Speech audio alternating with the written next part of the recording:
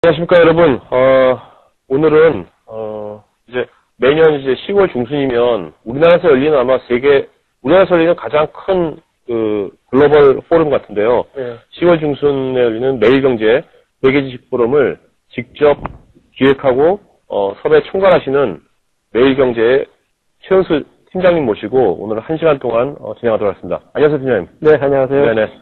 지금 되게 바쁘실 때 아닙니까? 네, 그렇습니다. 10월, 네. 먼저, 제가 행사를 해봐서 아는데, 네. 뭐 하루짜리 행사 해도 몇 달 전에 해도 되게 바쁘거든요. 네. 근데, 이렇게, 단순 국내 행사도 아니고, 글로벌하게 유명하신 분들 해가지고, 1년에 한 번씩 하는 걸 하려면은, 네. 되게 바쁘실 텐데, 네, 그렇습니다. 그 와중에도 보니까, 책도 네. 시간을 내주시지 않으셨어요? 네. 네. 그런 시간이 있으셨어요? 어떻게? 그러니까 제가 직업이 네. 기자인지, 네. 이 책을 쓰는 사람인지, 네. 아니면 이런 글로벌 포럼을 준비하는 이게 포럼 준비자인지, 네. 제가 제 자신을 잘 모를 네. 정도입니다. 네, 네. 바쁘게 살려고 이렇게 노력하고 있습니다. 네.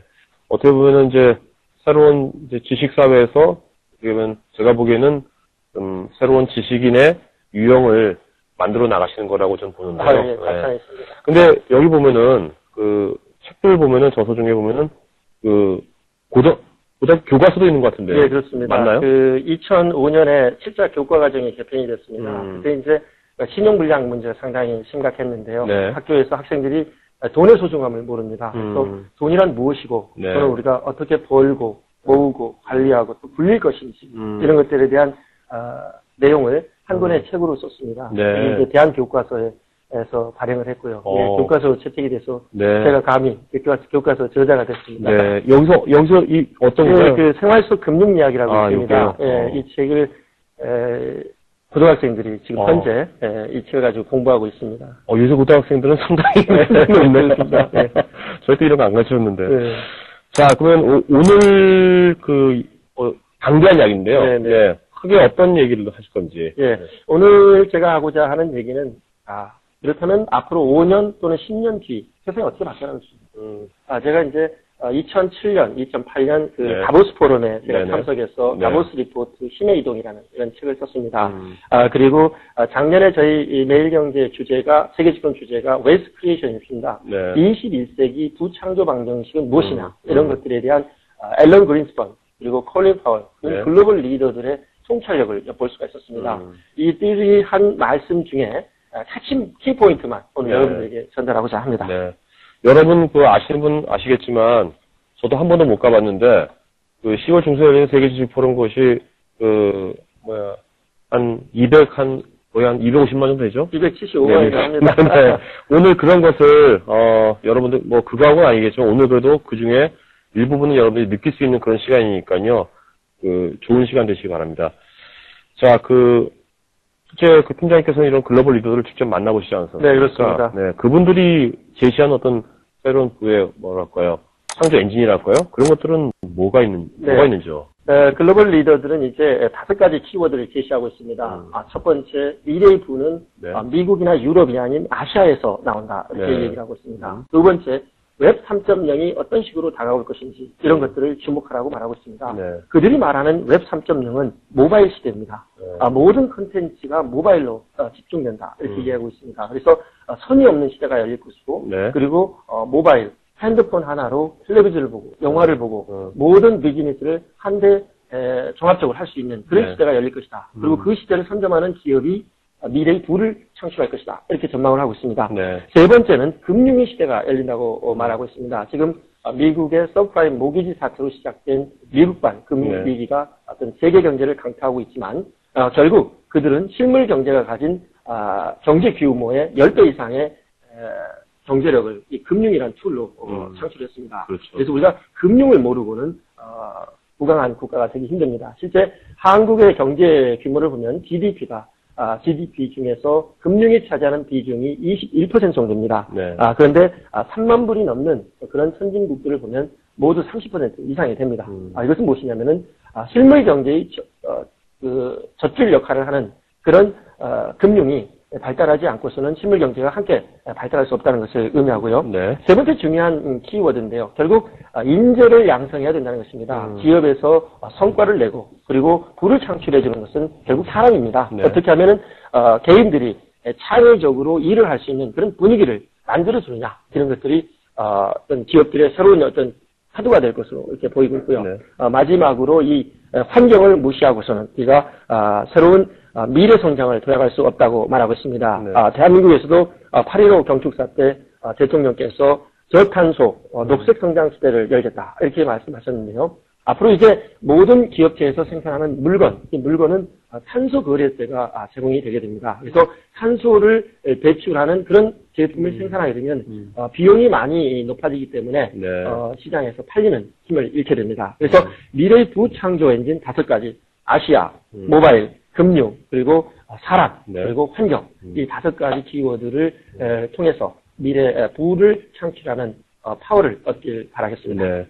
자, 그러면 이런 엔진을 이제 활용하기 위해서는 이제 기업들도 어떤 경영 전략을 바꿔야 될 텐데요. 네, 그렇습니다. 네, 기업들의 경영 전략은 어떻게 바뀌는지. 그래서 또 마찬가지로 이 글로벌 리더들이 5가지의 경영 전략을 제시하고 있습니다. 이 감성 경영을 하라는 게 글로벌 리더들의 네네. 권고사항입니다. 네. 감성 경영이라는 것은 국민의 생활 수준이 높아지고 소득 수준이 높아지면서 사람들의 어떤 의사결정 기준이 이성이 아니라 감성으로 이렇게 바뀌어간다는 것입니다. 네. 그래서 감성을 자극할 수 있는 그런 전략을 기업들에게 강구하라 이렇게 권고하고 있습니다. 그래서 대표적으로 브랜드 파워를 키우라는 것입니다. 네. 그리고 디자인을 통해서 어떤 소비자의 어떤 감성을 움직일 수 있는 그런 아름다운 그리고 거기에 제품의 성능 이런 것을 접목을 하라는 이야기죠. 네. 또 나아가서 하나 더 있는데요. 스토리텔링을 통해서 그 신발을 신으면 나이키 같은 경우는 대표적인데요. 네. 나이키의 광고를 하고 있는 타이거 우즈처럼 타이거 우즈와 같은 프로 골퍼가 될 수 있고, 그리고 마이클 조던과 같은 그런 프로 농구 선수가 될 수 있다는 그런 감성을 심어줄 수 있는 그런 전략을 강구하라 이렇게 얘기하고 있고요. 두 번째 중요한 키워드인데요. 미래 경영을 하라는 것입니다. 네. 어떤 트렌드가 지금 시장에 다가오고 있는지 그 트렌드를 활용해서 기업이 성공할 수 있는 새로운 전략을 어떻게 만들어낼 것인지 이런 것을 하라는 것이죠. 우리가 쉽게 알 수 있습니다. 우리가 음악을 이제 듣는 거리를 걸어다니면서 이동식 음악 시대를 연 것이 소니입니다. 네. 소니가 워크맨 시대를 열었죠. 그러고 나서 기술이 발전하면서 CD 플레이어가 나왔습니다. 그리고 미니 디스크 플레이어가 나왔죠. 이 음악 시대는 음악 CD를 제공하는 그 제공업체의 음악을 우리가 선택적으로 들을 수 없었습니다. 네. 내가 듣고 싶지 않은 음악도 네. 그 CD 안에 담겨있는 그 음악을 내 선택권이 없이 들을 수 있었죠.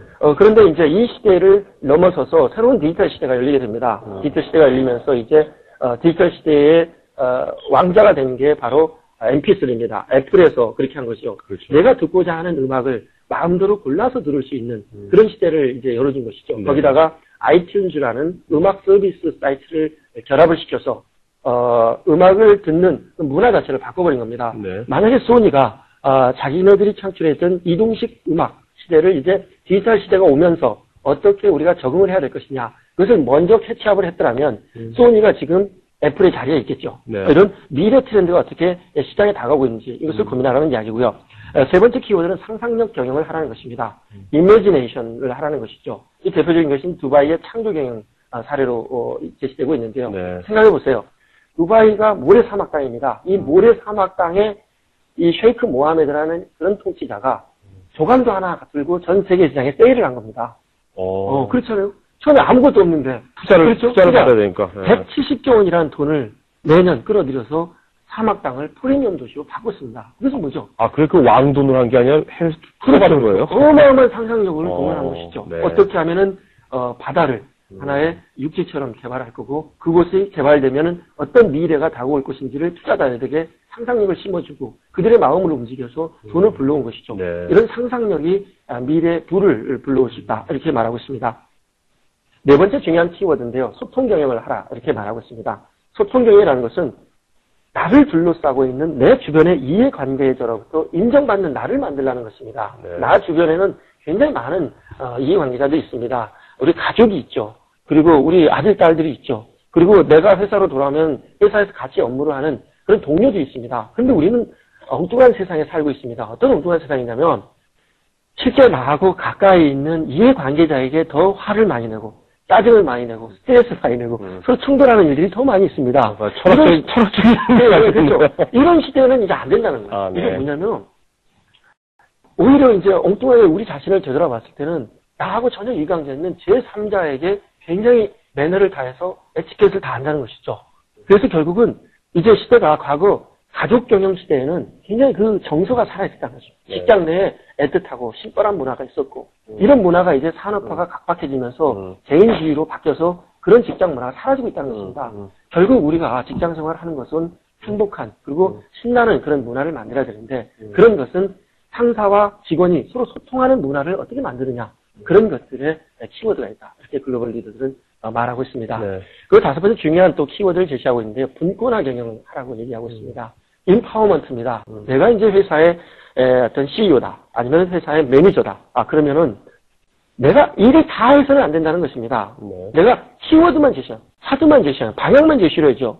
내가 모든 것을 디테일하게 일일이 간섭하면서 이거 하라 저거 하라 그러면은 직원이 해야 될 몫을 내가 가져가 버리는 겁니다. 그러면 네. 직원이 창의력 있게 일을 하지 않습니다.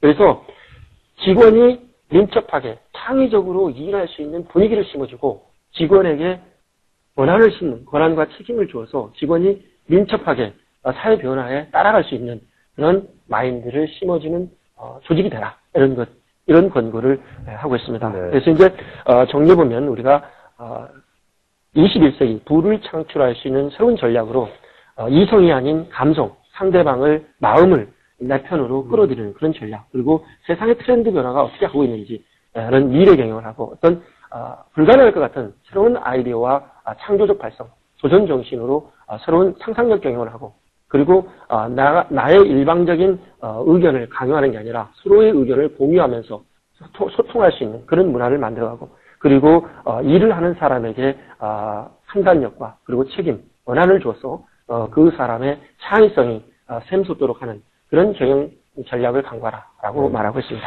저는 그냥 궁금해서 그런데 아까 두바이에 네. 그분이 이제 현재 두바이 만들기 전에 그 조감도 들고 돌아다니신 게 그냥 몇 년 전부터 그렇게 하신 거예요, 그게요? 벌써 그러니까 이 작품이 나왔어요. 벌써 10년이 넘었죠. 10년 만에 이렇게 세상에 발칵 뒤집힌 거죠. 네. 그 두바이라는 나라는 되게 재밌는 나라입니다. 전체 인구가 한 30만 명 됩니다. 네. 30만 명인데 원주민은 30만 명입니다. 네. 원주민은 30만 명인데 자기네 국가의 파워로 사막당을 개발하기 힘드니까 그 인근에 있는 인재들을 끌어들이기 시작합니다. 네. 100만 명이나 되는 인재들이 와서 외지인이 100만 명이죠. 그렇죠. 네. 그러니까 대한민국이 가지고 있는 외지인에 대한 적대심하고는 완전히 다른 것이죠. 그래서 우리가 배울 시각이 많습니다. 그들이 가지고 있는 두바이 땅에서 일할 수 있는 그 인재 원칙은 다른 나라의 외무부에서 대학을 졸업했다는 대학 졸업장 증명서 하나만 있으면 됩니다. 네. 4년제 대학 정도로 나온 사람이면 두바이에 와서 두바이 경제를 발전시키는데 기여할 수 있다. 이런 나름대로의 기준을 가지고 인재들을 되게 받아들이는 것이죠. 그러니까 외국인들 선별해서 네, 맞습니다. 네. 그런 나라도 되게 많습니다. 네, 네. 네, 싱가포르도 그 대표적인 네. 나라고요. 자, 그럼 이제부터 이제 이런 그 부의 창조 엔진과 창출 전략을 이제 큰 오버를 말씀하셨는데 좀 이제부터는 좀 구체적으로 그것이 이제 그럼으로 인해 발생되는 여러 가지 거를 이제 힘의 방정식이라는 그 표현으로 우리가 하나씩 10개의 방정식을 볼 텐데 시간이 될지 모르겠지만 하나하나 짚어보도록 하겠습니다. 먼저 그 첫 번째 힘의 방정식인데요. 이게 인비저블 에셋, 보이지 않는 자산. 어떻게 보면 이게 좀 역사적으로 보이는데 그렇죠.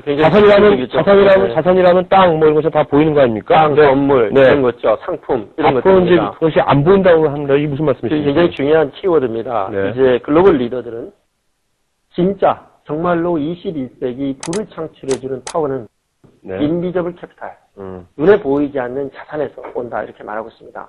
눈에 보이는 건물과 같은 기계 그리고 공장과 같은 그런 데서 미래 부가 오지 않고 인비저블 캐피탈에서 온다고 말하고 있는데 인비저블 캐피탈이 대표적인 것이 앞에서 얘기했던 디자인, 네. 브랜드, 네. 스토리텔링 이런 것들입니다. 네. 그리고 인비저블 캐피탈을 형성하는 핵심 키워드를 딥 펀더멘털이라는 키워드를 제시하고 있습니다. 네. 엘빈 토플러가 쓴 자신의 저서 부의 미래에서 한 600페이지에 걸쳐서 자세하게 설명하고 있는 딥 펀더멘털의 핵심 키워드가 바로 인비저블 캐피탈의 핵심입니다. 네. 그러니까 미래 부를 창출할 수 있는 핵심 원동력은 이 세 가지 딥 펀더멘털의 파워를 어떻게 키우느냐 이런 것에 있다고 말하고 있습니다. 왜냐하면 그동안의 부를 키우기 위해서 많은 국가와 기업들은 눈에 보이는 것의 가치를 키우기 위해 노력을 했습니다. 그래서 이제 첫 번째 중요한 키워드가 제시되는데요. 시간 경영을 하라는 것입니다. 여러분, 시간 경영을 하십시오. 시간 경영. 누구나 우리는 24시간이 주어져 있습니다. 어떤 사람은 잘났기 때문에 36시간이 주어져 있는 거 아니죠. 24시간을 어떻게 활용하느냐에 따라서 그 사람의 경쟁력이 달라지고 가치가 달라집니다. 여기서 말하는 것은 속도 경영을 하라는 것입니다. 네. 사회는 100마일의 속도로 변화하고 있는데 내가 50마일의 속도로 변한다고 보십시오. 나는 절대 사회를 선도하는 사람이 될 수 없습니다. 자, 기업이 50마일의 속도로 달려간다고 보십시오. 하지만 고객은 100마일의 속도로 달려갑니다. 절대 고객의 니즈를 충족시킬 수 없습니다. 여러분 조직의 CEO는 100마일의 속도로 움직입니다. 그 CEO의 생각이 임원에게 전달되면 80마일의 속도로 줄게 되죠. 네. 부장, 차장에게 전달되면 50마일의 속도로 줄게 됩니다. 일반 직원에게 전달되면 30마일의 속도로 줄게 됩니다. 이런 조직은 일사불란하게 변화하기가 힘들죠. 마찬가지로 우리는 그래서 싱크로나이징 전략을 강구하라 이렇게 말하고 있습니다. 이게 뭐냐면은 고객이 100마일의 속도로 움직이면 기업도 100마일의 속도로 움직여라. 이런 이야기를 하는 것이죠. 여러분, 삼성전자가 10년 전부터 디자인 경영을 도입을 했는데요. 이 디자인 경영의 실체가 바로 이 속도 경영을 말하고 있습니다. 이 속도 경영, 삼성전자가 과거에 핸드폰을 만들 때 핸드폰을 부품을 만들고 여기서 조립을 하고 맨 나중에 한 작업이 디자인하는 작업이었습니다. 그러다 보니까 무전기처럼 큰 핸드폰이 등장하는 것입니다. 그러다 보니까 투자는 많이 했는데 시장에서 물건이 안 팔리면 이 리스크가 굉장히 많은 거죠. 그래서 머리를 썼습니다. 그래서 시중에 등장하지도 않은 이 핸드폰을 먼저 디자인을 합니다. 그리고 기능과 성능을 인터넷에 공개를 합니다. 어떤 걸 사시겠습니까? 이렇게 물어봐요. 물어보니까 이 10개 중에 하나가 선택이 돼요. 가장 베스트셀러 제품이 선택이 되겠죠. 이 제품의 설계도를 엔지니어에게 던져줍니다. 이대로 제품을 만드세요. 여기서 이노베이션이 일어나요. 과거에 이대로 조그맣게 제품을 수용할 수 없다고 이제 엔지니어들이 고집이 세잖아요. 네네. 그러다가 이노베이션 이렇게 해요. 더 작게 만드는 거예요. 왜냐? 그렇게 안 만들면 딸리잖아요. 네. 그래서 여기서 이노베이션. 이게 바로 고객의 생각의 속도를 먼저 읽는 거예요. 이 제품을 시장에 만들어서 팔면 바로 팔리는 거예요. 네. 이게 이노베이션입니다. 속도 경영하는 것이죠. 그래서 여기서 시간 경영을 하는 것은 뭐냐면은 어떻게 사회 변화 속도에 기업을 민첩하게 움직여야 할 것이냐. 그리고 고객의 변화 속도에 기업이 얼마나 빠르게 맞춰갈 것이다. 이런 속도의 측면을 강조하는 것이고. 두 번째 중요한 키워드를 제시하는데 공간 경영을 하라고 말하고 있습니다. 공간 경영이라는 것은 이 스페이스 매니지먼트라는 것이죠. 지식의 리소싱을 다양화하는 것입니다. 내가 이제 21세기는 우리가 나르지 유비쿼터스 시대에 산다고 합니다. 인포메이션 유비쿼터스 시대. 내가 컴퓨터를 사려고 하면은 우리가 인터넷 웹사이트에서 다 검색해보면 돼요. 네. 어디에 가서 사면 어떤 제품이 가장 쌀지, 성능이 뭔지 다 내가 알 수 있어요. 그러니까 고객이 원하는 정보는 다 알 수 있단 말이에요. 네. 그래서 고객을 속이기가 힘들어요. 그러면 이런 시대에 어떻게 경쟁력을 강화시켜야 되느냐? 뭐냐면은 지식의 소싱해야 돼요. 나를 둘러싼 내 공간 밖에는 어마어마하게 많은 전문가 집단이 있다는 것이죠. 그래서 내가 가진 핵심 나리지에 외부의 핵심 나리지를 연결시켜서 나의 경쟁력을 강화시킬 수 있는 그런 새로운 창의적인 아이디어를 이제 강구하라 이런 얘기죠. 네트워킹하고도 그렇죠. 네트워킹하고도 관계되고요. 그래서 나리지 네트워킹하고 관계되는 겁니다. 그래서 내가 실제 대한민국 최고의 갈비찜 만들 수 있다는 얘기예요. 그게 뭐냐면은 대한민국의 가장 맛있는 한우가 뭡니까? 생선 한우 찾아내고요. 네. 그렇죠? 네. 그리고 갈비찜 요리를 가장 잘하는 요리사 찾아낼 수 있죠. 전문가 찾아내고. 네. 그리고 갈비집을 경영을 잘해가지고 돈을 대박을 난 그런 경영자 찾아낼 수 있죠. 네. 그 경영자 찾아내고 그리고 어디다 갈비집을 내면은 장사가 잘 될 것인지 지리를 기가 막히게 보는 노동자 전문가 찾아내고 나는 돈을 동원해서 돈도 은행에서 빌려주겠죠. 근데 나는 뭐죠? 외부의 어마어마한 지식의 소싱을 내가 스스로 할 수 있는 컨트롤러가 되라는 거죠. 이런 인사이트를 우리가 갖지 못하고 내 안에서 어떤 이슈가 터졌을 때 우리 부서 안에서 우리 회사 안에서 일을 해결하려고 하기 때문에 자기가 큰 세상을 보지 못한다는 것이죠. 네. 그래서 이것들 대표적인 사례로 이제 여러분 저기가 어디죠? 이건창호가 이건창호라는 창호 회사 있잖아요. 이건창호가 이제 제시되는데 이건창호가 1970년대 한국에 원목파동이 일었습니다. 네. 원목파동이 일어서 대한민국의 합판 회사 그리고 원목 회사가 100% 망했습니다. 네. 다 노산했어요. 네. 다 사라졌어요. 네. 근데 이건 산업만 엉뚱한 생각을 합니다. 야, 원목 파동이 이렇다고 해서 우리가 여기서 침울해 있을 필요가 있느냐. 우리가 원목을 심을 수 있는 땅을 직접 한번 찾아 나서자. 그래서 남태평양의 한가운데 있는 솔로몬 군도로 달려갑니다. 네. 그래서 이 솔로몬 군도에 여의도 땅에 100배가 되는 땅을 100년간 임대를 합니다. 와. 100년간 임대를 해서 거기에 네. 나무의 가장 질이 좋은 유칼립투스라는 나무를 심어요. 그런데 20년이 지나니까 지적이 일어났어요. 나무가 그쪽에 열대 우림 지역에 하루 6cm씩 자라는 거예요. 매일 배다 팔아도 하루에 6cm씩 나와요. 매일 배다 팔아도 이거 돈나무예요, 돈나무. 오늘날의 이건 산업에 발전할 수 있는 아주 후대가 된 거죠. 아, 그럼 이건 사면 그때 70년대 때 그런 거 투자한 거예요? 바로 와. 발상을 전환하는 거죠. 공간계획을 하는 거죠. 우리 속에서 어떤 방법을 찾죠. 한국을 넘어서 아시아를 넘어서 전 세계를 무대로 내 능력을 펼치고 그리고 능력을 발휘할 그런 아이템을 찾으라는 것이죠. 네. 마찬가지로 지금 대한민국의 젊은 사람들 너무 안타깝습니다. 네. 일자리가 너무 많아요. 나 자신을 17상품을 만든다는 이 공간계획이 있습니다. 내가 일할 수 있는 동남아시아, 대한민국 인재라면 뭐 웰컴입니다. 대한민국 안에서 일자리를 찾으니까 없죠. 아시아, 중국, 일본, 그리고 인도네시아, 말레이시아, 인도, 싱가포르 이런 엄청난 자리들이 많습니다. 내가 눈만 좀 바꾸고 시야를 트면은 나는 전 세계 어디에서든지 가서 일할 수 있는 무대가 있다. 이런 공간 경영의 개념을 이제 우리가 가져야. 네. 그리고 이제 기업들한테도 이런 얘기를 하고 있습니다. 기업들이 이제 한국 안에서 공장을 만들고 한국 안에서 아웅다웅 하지 말고 이제 세계를 무대로 경제 영토를 넓혀라. 이런 얘기를 하고 있어요. 그래서 싱가포르 국가들은 전 세계 기업을 상대로 기업 사냥을 합니다. M&A를 해서 그 미국에 있는 기업을 인수를 하면 그게 우리나라 거예요. 네. 누구 겁니까? 그 공간계획을 하는 것이죠. 이번에 대한민국 정말 안타까운 일이 있었는데요. 리만 브라더스, 신한은행, 네. 정치인들 정신 똑바로 차려야 됩니다. 이거 정말 이거 기자로서 제가 얘기하고 싶은데요. 네. 대한민국 평생 일등일게 60년 만에 건국 60년 만에 제대로 된 글로벌 인베스트먼트 뱅크 투자은행을 하나 인수할 수 있는 절대 저로의 기회였어요. 그런데 대한민국이 다 협상을 끝내놓으니까 일본의 노무라 증권이 접속 갈아쳐서 아시아 디비전을 인수했습니다. 네. 미국 디비전은 영국의 바클레이즈가 인수했습니다. 이거 대한민국 정치인들 그리고 대한민국 경제인들 반성해야 됩니다. 네. 절대 이제 대한민국의 기회를 찾기가 힘듭니다. 지금도 늦지 않았어요. 저 안타까운 것은 한국에 있는 리만 브라더스 디비전이라도 인수를 해서 대한민국이 이제 영역을 글로벌화 시켜야 된다. 글로벌하지 않으면 앞으로는 갈 수가 없습니다. 그래서 이 공간경영이라는 것은 어떻게 하면 우리가 글로벌라이즈 할 것이냐. 이런 우리의 생각의 발상을 어떻게 완전히 깰 것이냐. 이것을 이제 고민하라는 것입니다. 제가 그냥 말이 너무 막 흥분해서. 아니요. 지금 저는 물론 이제 흥분보다 이제 열정이 너무 많으시니까 그거를 좀 많이 이제 좀 컨트롤하겠습니다. 네. 아니, 근데 저는 리만 브라더스의 미국 쪽 오퍼레이션을 영국 바클레이즈가 인수한 걸 이제 봤는데 네. 아시아에 노무라 증권이 있어요. 그렇습니다. 안타깝습니다. 참. 대한민국도 반성해야 됩니다. 네. 이제 글로벌 플레이에게 한국의 외환은행이 인수될 그런 기회를 놓쳤습니다. 왜냐하면 정부 당국자들이 무엇을 그렇게 재고 따지는지 네. 이 글로벌 스탠다드에 맞으면 우리가 다 그것을 허락을 해줘야 된다고 생각합니다. 그런데 그 차이파를 미루니까 외환은행보다 더 좋은 먹거리들이 지금 글로벌 금융시장에 쏟아져 나오고 있습니다. 그러니까 HSBC가 한국처럼 이렇게 깐깐하게 따지고 규제하고 간섭하고 그러는데 한국 금융기관 인수할 필요가 없는 것이죠. 네. 더 좋은 먹잇감이 있는데 미국 시장에서 지금 인수하려고 HSBC가 한국 시장을 떠난 겁니다. 네. 반성해야 됩니다. 네. 그리고 이제 세 번째 중요한 키워드를 제시합니다.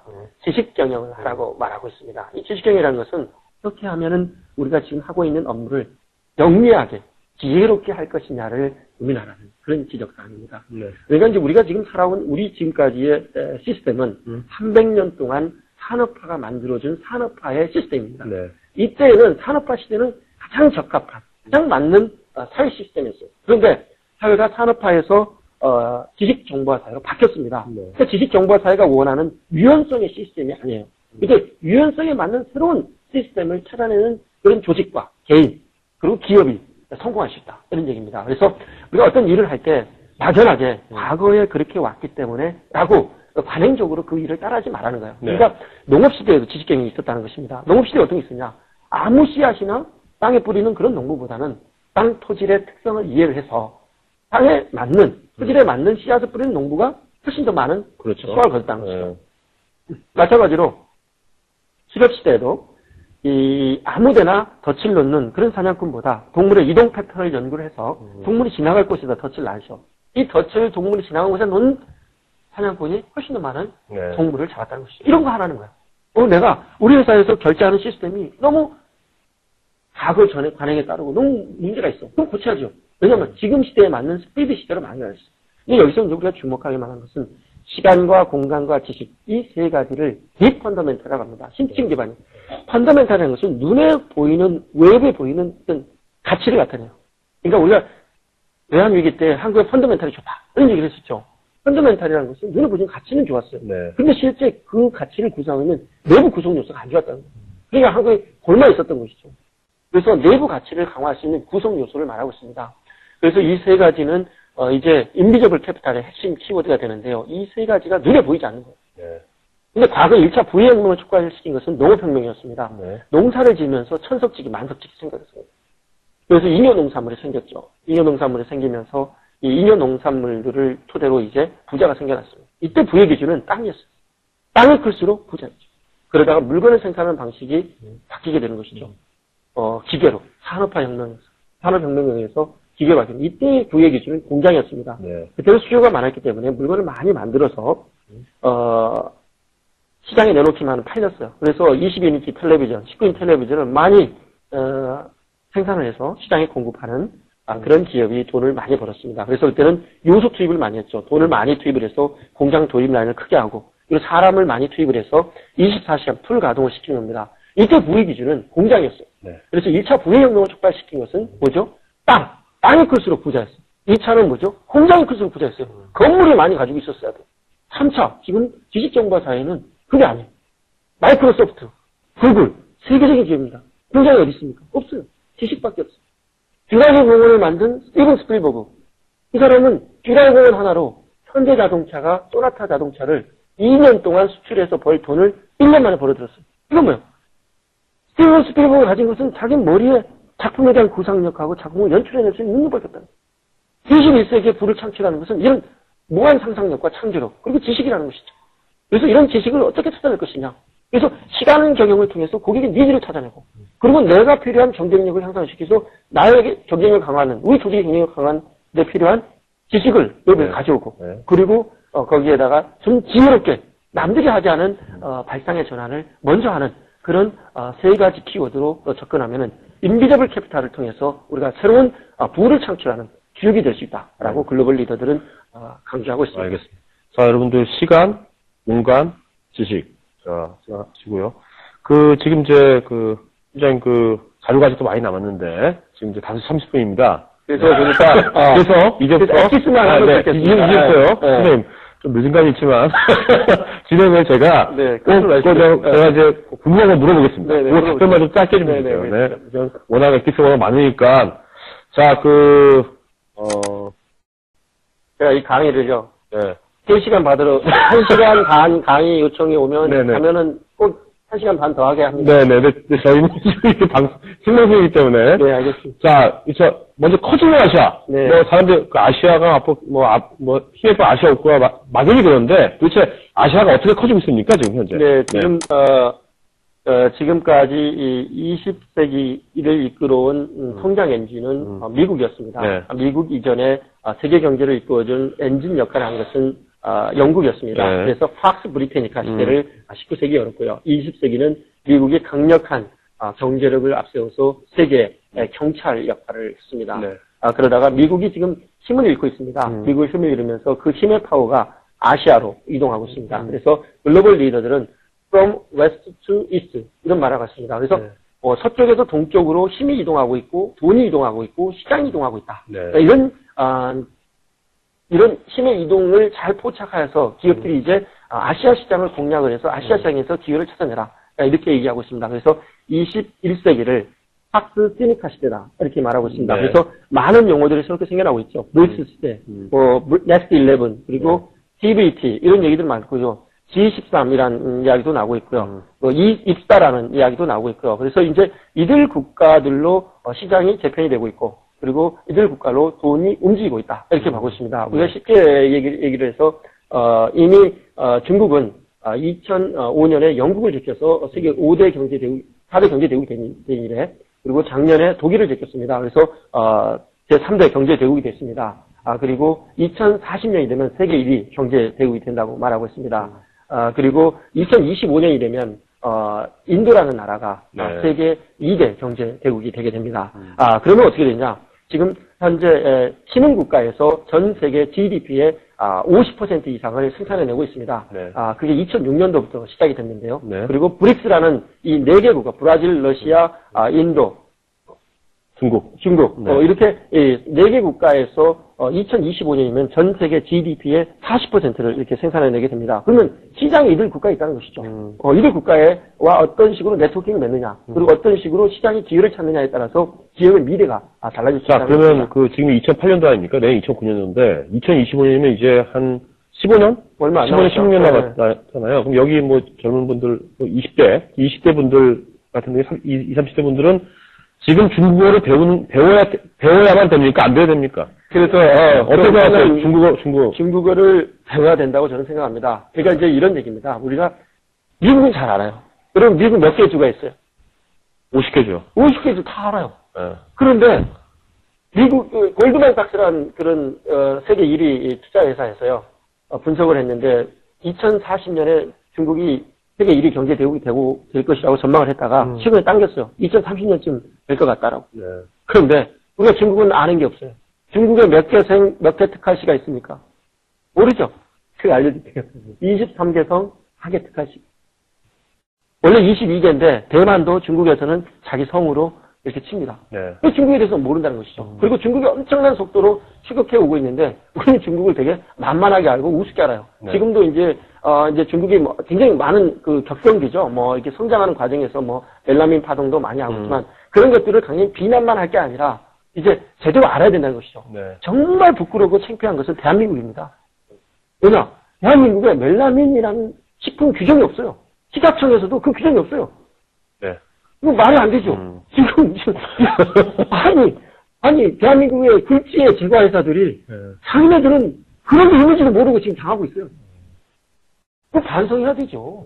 지금 세상이 어떻게 바뀌어가고 있는지. 네. 그 국민들은 그 제품에 그게 들어있대. 그럼 경악을 하죠 대한민국. 그런데 대한민국에서는 그 제품을 규제할 규정 하나도 없어. 멜라민이 뭔지도 모르는 그런 대한민국 그런 그 감독당국에서 네. 어떤 일을 하겠다는 것인지 참 답답하기 딱이 없습니다. 네. 내가 진짜.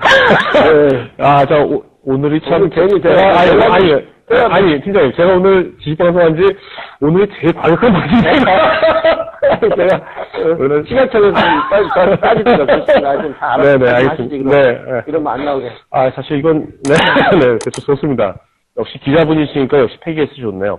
자, 그 다음에 이제 5년 전만 하더라도 10년 전 제가 두주 중심의 경영. 그때만 해도 이것이 되게 아주 새로운 신조어처럼 얘기했는데, 금방 이것은 신조어가 아니라 요새는 또 스테이크홀더, 그죠? 세상이 바뀐 겁니다. 이해관계의 중심, 지속 가능 경영. 이게 뭡니까? 이게 왜 갑자기 5년만에 이렇게 변한 겁니까?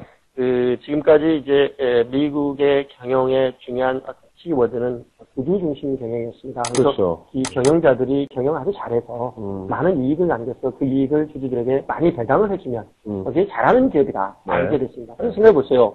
한 5년 정도 그렇게 이익을 많이 창출하고 잘하다가 5년 뒤에 망해버린다. 그럼 기업으로서 생존 가치가 없는 거예요. 네. 그거보다는 어떻게 하면 기업을 지속 가능한 기업으로 만들 것이냐. 네. 50년, 100년, 200년 영속한 기업을 만들 것이냐. 그게 하나의 키워드로 등장하고 있는 것이죠. 그러려면 기업을 둘러싸고 있는 이해관계자로부터 존중을 받는 기업을 만들어라. 네. 이런 것들이 이제 글로벌 리더들의 권고사항입니다. 이것은 이제 이해관계자를 우리는 스테이크홀더라고 얘기하고 있습니다. 네. 스테이크홀더리즘 시대를 열어라. 이런 얘기입니다.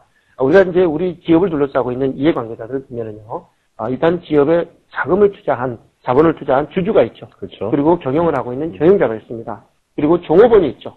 그리고 이제 이 기업을 이제 한 단계를 또 넘어서면 기업의 제품을 사고 파는 고객이 있고요. 그리고 협력업체가 있고요. 경쟁사가 있고요. 그리고 노조가 있습니다. 그리고 이걸 넘어서면 이제 3차 이해관계자가 나타나는데요. 그것은 지역 활동을 하고 있는 지역 주민이 있고요. 그리고 시민단체 있습니다. 네. 시민단체가 있고 정부가 있고 규제를 만드는 정부가 있고 그리고 여론기관이 있습니다. 이런 기업을 둘러싸고 있는 여러 이해관계자들과 협력적인 파트너십을 만들지 못하면 기업이 오래가기 힘들다는 것이죠. 네. 그래서 앞에서 얘기했던 이 소통 경영도 마찬가지입니다. 우리 기업을 싸고 있는 주변의 이해관계자로부터 인정을 받는 나를 만들고 그리고 조직을 만들 때 이 조직의 서스테이너비티, 지속 가능한 미래가 있다. 이런 것들이 글로벌 리더들의 진단입니다. 네, 알겠습니다. 자, 그럼 이제 이런 이제 새로운 시대에는 이제 또 이제 새로운 이제 경쟁의 법칙이 있을 텐데요. 새로운 경쟁의 법칙을 한번 살펴보기로 하죠. 네. 네. 그래서 이제 그동안 이제 심의 방정식 네 번째에서 이제 제시되는 새로운 경쟁의 법칙이 있는데요. 과거 산업화 시대를 이끌어온 중요한 어떤 키워드는 벤치마킹이었습니다. 남 잘하는 것 좀 리버스 엔지니어링 그렇죠. 네. 그런데 이제 마이클 포터가 작년에 저희 세계지포럼에서 강조했듯이 벤치마킹은 전략이 될 수 없다. 이렇게 말합니다. 생각해보세요. 벤치마킹이라는 것은 카피하는 겁니다. 남 잘하는 거 따라하는 거예요. 나는 영원한 2인자야. 따라가는 사람이에요.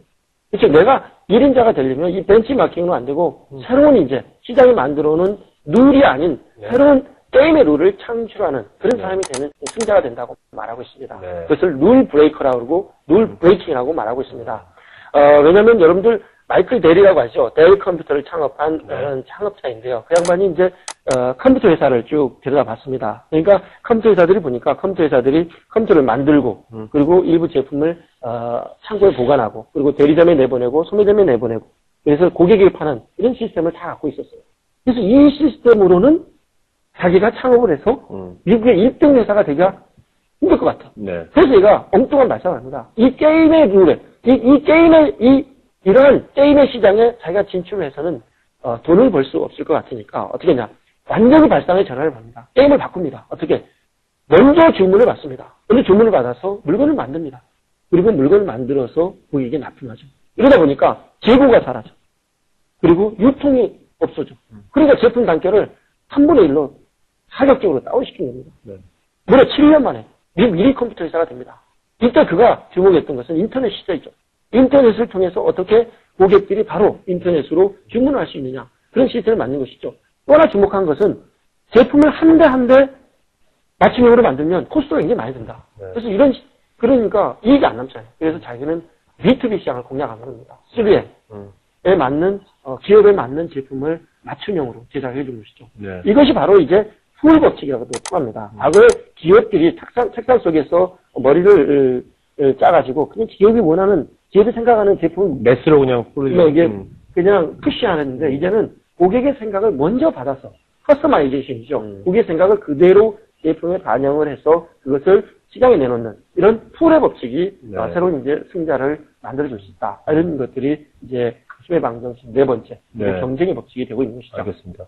자, 그리고, 지금, 방정식 10개를 다 못할 것 같고요. 여기서 지금 보통 이제 사람이 일한다. 여기서 돈이라는 경제라고 하셨는데, 네. 이 돈이라는 경제가 무엇을 의미하는 겁니까? 굉장히 이게? 중요한 이 네. 슬라이드를 넘기셨네요. 네. 역시 고 대표님이 네? 인사이트가 있으십니다. 아니에요. 제가 이제 매일경제에서 뭐 재테크 팀장도 하고 많이 이렇게 일을 했고 책을 또 쓰면서 이제 제가 이제 보니까 이 돈 버는 법칙을 발견을 했습니다. 그래서 제가 혼자 알고 있기에 너무 안타까워서 네. 같이 공유하고자 이 돈 버는 법칙이라는 것을 이제 알려주고 있습니다. 이 돈 버는 법칙이라는 것은 우리가 창출하는 소득은 많은 방법이 있는 것 같습니다. 그러니까 굉장히 우리가 돈을 버는 방법은 굉장히 많은 방법이 있는 것 같아요. 그런데 딱 정리해보면 두 가지로 정리가 됩니다. 네. 첫 번째 우리가 보는 돈 버는 방법은 액티브 인컴에 의존하는 것입니다. 네. 이 액티브 인컴이라는 것은 뭐냐? 내가 일을 해서 돈을 버는 거예요. 내가 노동을 해서 버는 거예요. 이게 셀러리맨이 대표적이죠. 내가 일을 하지 않으면 돈을 못 벌어. 이게 액티브 인컴의 소녀. 그런데 액티브 인컴에 의존하는 사람은 안타깝게 부자가 되기 힘들어요. 왜냐하면 내가 소득이 보이잖아요. 부자가 되기 힘들어. 아니면 사장이 되거나 아니면 스톡옵션을 받아가지고 네. 엄청난 대박이 터지거나 아니면 내 전문성을 인정받아가지고 엄청난 거액을 받고 스카우트 되거나 뭐 여러 가지 어려운 방법들이 있어요. 네네. 근데 이제 실제 돈을 버는 사람들 보니까 이 패시브 인컴에 주목하는 사람들이 돈을 번다는 것이죠. 네. 패시브 인컴은 뭐냐면 내가 적극적으로 노동이 아닌 수동적으로 오토매틱하게 창출하는 소득을 말합니다. 이것을 인베스트먼트라고 합니다. 네. 인베스트먼트라고 하는데요. 네. 내가 주식에 투자를 했다. 또는 부동산에 투자했다. 그러면은 주식과 부동산이 가격 상승해서 이익을 가져주는 것이죠. 마찬가지로 내가 부동산에서 투자를 했으면 부동산에서 한 달이 지나면 임대소득을 가져주는 것입니다. 네. 이건 내가 부동산아 나를 위해서 돈 벌어달라 그렇게 하는 게 아니라 내가 창출한 돈이 나를 대신해서 일을 해주는 것이죠. 네. 그 머니 워킹 시스템이라고 합니다. 내가 번 돈이 나를 대신해서 일을 해주고 나도 돈을 벌면 그거 가치가 엄청나게 커지는 것이죠. 그래서 제가 이제 보니까 앞에 있는 슬라이드에서 보는 것처럼 액티브 인컴에 의존하는 사람은 이거 인플로이, 그러니까 이제 고용자죠. 우리 같은 셀러리맨들이죠. 네. 그리고 이제 자영업하는 사람, 셀프 인플로이드. 자영업하는 사람들은 내가 나하고 마누라하고 라면 가게 하고 세탁소 하는데 그냥 문 닫으면 돈을 못 벌어. 네. 이런 가지고는 부자가 되기 힘들다는 것이죠. 그래서 어떤 사람이 뭐냐, 비즈니스 하는 사람들이라죠. 창업을 해서 나는 맨날 꾸부치러 다니고 그리고 일거리만 따와도 딴 사람들이 나를 위해서 다 돈 벌어주더라 이거죠. 네. 이런 거 만들어내는 거죠. 그건 인베스트먼트. 내 돈이 24시간, 시간과 국경을 초월해서 글로벌 무대에서 나를 대신해서 내가 낮잠을 자고 밤에 잠을 자더라도 돈을 나를 위해서 투자를 해서 그 돈이 벌어지는 것이죠. 그래서 패시브 인컴을 찾아보니까요, 굉장히 많은 것들이 있는 것으로 나타났습니다. 주식, 펀드 투자, 배당금, 채권 투자. 제가 주목한 것은 이제 기자 하다 보면 돈 못 벌어요. 그래서 이 저작권에 제가 눈독을 들인 겁니다. 네. 저작권이 제가 책가 팔려라. 그렇게 제가 기도한 것도 아니고 스스로 팔리는 힘을 가지고 컨텐츠를 제가 아주 수준 높은 컨텐츠를 제공하니까 책이 스스로 어마어마한 속도로 팔린 겁니다. 네. 그래서 이런 것들은 우리가 스스로 어떤 통찰력을 가지고 어떻게 하느냐에 따라서 우리가 패시브 인컴을 창출해 낼 수 있다는 것이죠. 그래서 우리가 이제 우리 인생은 이제 330 에이지 시대에 산다고 해요. 30년 동안 부모의 보살핌을 받다가 네. 30년 동안 내 의지로 살다 보니까 어느새 60세가 됐더라는 거죠. 어떤 사람은 준비된 사람, 이 패시브 인컴을 만든 사람을 준비된 사람이라고 해요. 어떤 사람은 준비 안 돼서 자식한테 손을 내미는 사람. 그래서 우리가 이제 경제 활동을 하는 지금 금융에 대한 지식을 가지고 내가 번 돈으로 어떤 패시브 인컴을 경제 활동하면서 창출하나 가지고 그 돈으로 이제 나머지 30년을 우리가 아주 행복하게 살아야 된다는 것이죠. 네. 나머지 30년 여러분 90세, 100세까지 어떻게 살 것인지 지금 고민을 하셔야 됩니다. 네, 알겠습니다. 자, 그리고 이제 현재 비즈니스 현장도 좀 많이 변하고 있는데요. 힘의 이동이. 여기 중에서 특히 이제, 아까 이제, 새로운 이제 신흥 소비 국가가 나온다 그러는데, 신흥 소비 국가들이 어떻게 나오는지, 또 어떤 그룹이 나오는지, 새로운 그룹에 대해서 말씀 좀 해주시겠어요? 앞으로 뜨는 아까 그 얘기 안 하셨죠? 네네. 우리 중국을 배워야 되느냐 말아야 되느냐. 네. 근데, 글로벌 리더들이 얘기하는 것은 잉글리시 디바이드를 얘기했습니다. 과거에 이제 디지털 디바이드라는 말을 많이 들었죠. 정보 격차. 정보 기술을 잘 활용할 수 있는 능력이 있느냐 없느냐에 따라서 개인의 경쟁력이 달라진다는 것이죠. 네. 글로벌 리더들은 잉글리시 디바이드라는 말을 했습니다. 네. 영어 능력을 갖추느냐에 따라서 본인에게 이제 글로벌 무대에서 뛸 수 있는 기회 자체가 달라진다는 것이죠. 그래서 나아가서 앞에서 차이니즈 디바이드라는 말을 했습니다. 네. 중국어를 할 수 있는 능력이 있느냐 없느냐에 따라서 앞으로 10년, 빠르면 10년, 아니면 20년 뒤 본인이 글로벌 무대에서 활동할 수 있는 입지가 달라진다는 것이죠. 네. 그래서 어떻게 하면은 이제 우리가 이제 그걸 다 아셔야 돼요. 이 동남아시아 국가가 다 중국어를 씁니다. 네. 그렇죠? 네, 동남아시아 화격권에 다 있어요. 그렇기 때문에 중국어를 하면은 아시아의 무대를 무대를 대상으로 엄청난 경쟁력을 발휘할 수 있는 시대가 열린다. 이렇게 보시면 될 것 같습니다. 네. 여기서 그리고 맨 마지막에 금융소외자와 마이크로 파이낸스 이게 뭔가요?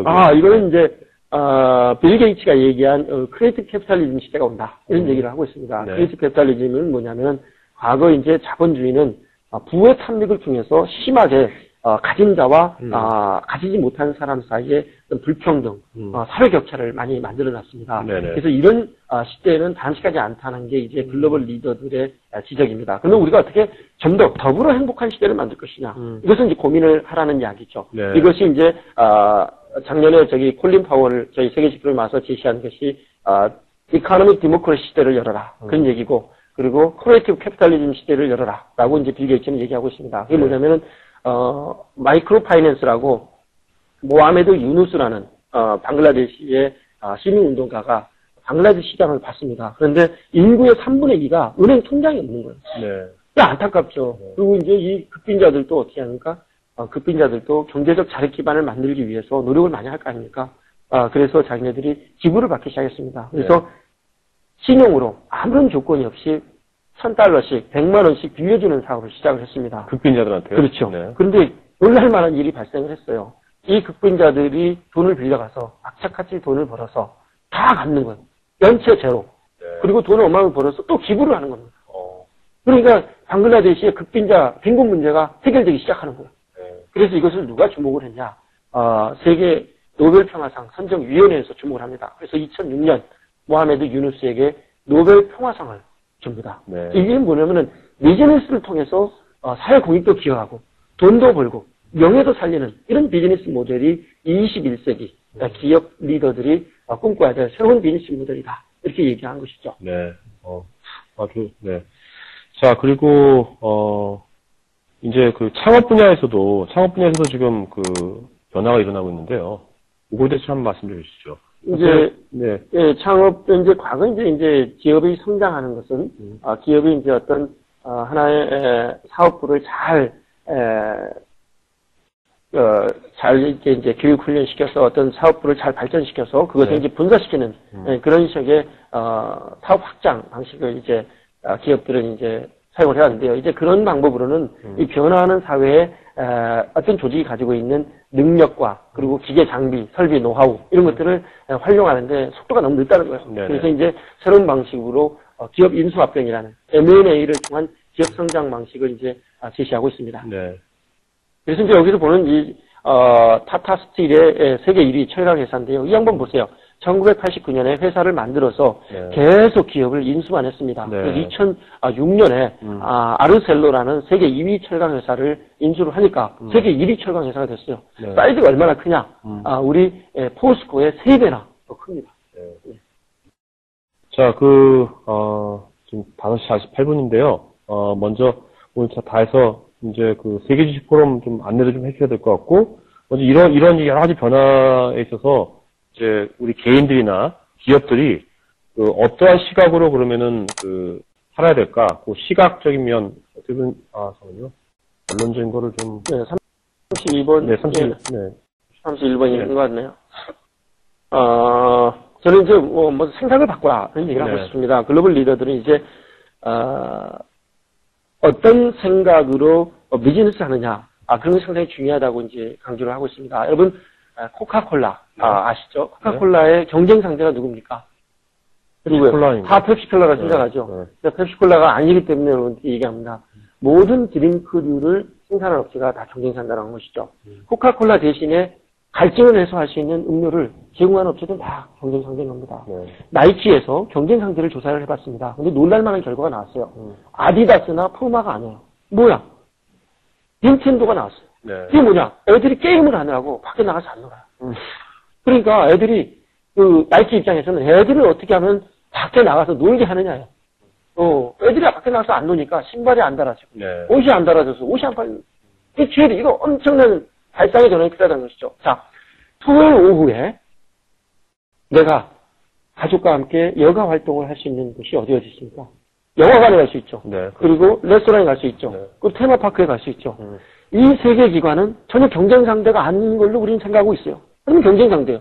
토요일 오후 여가 활동을 하고자 하는 소비자의 주머니를 터는 입장에서는 똑같은 경쟁 상대로. 그런데 우리는 이거를 경쟁 상대로 생각을 안 해요. 네. 이건 뭐를 얘기하냐면 내가 지금 하고 있는 우리 기업이 어떤 가치를 고객에게 전달하기 위해서 지금 비즈니스 하고 있느냐.